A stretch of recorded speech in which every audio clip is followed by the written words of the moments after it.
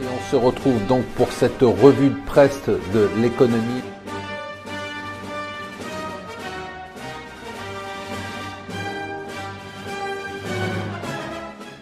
Bonjour et bienvenue sur Mon Financier pour le Morning Zapping vidéo. Nous sommes le mardi 27 février, évidemment ce qui fait la une de tous les journaux français.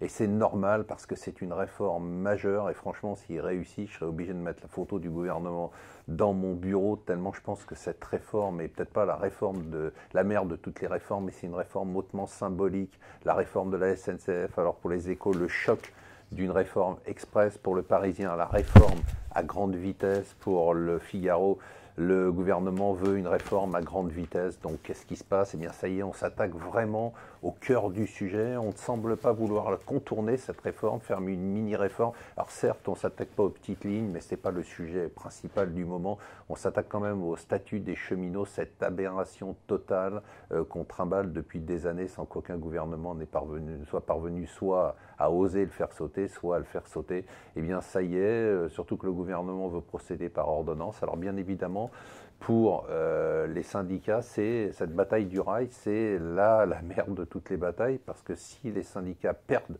sur le statut des cheminots sur la SNCF, ça veut dire globalement qu'ils ont perdu tout leur pouvoir de nuisance. Donc malheureusement pour les gens qui prennent le train, ça va être très dur.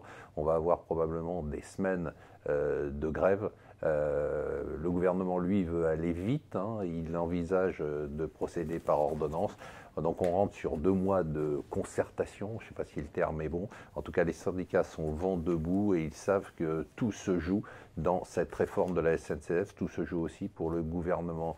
Angela Merkel hier a réussi à obtenir donc l'accord de son parti au Congrès, de tous les délégués du Congrès pour son accord avec le SPD. Elle a aussi nommé au secrétariat général du parti son successeur, qui est une femme et qui est une de ses fidèles.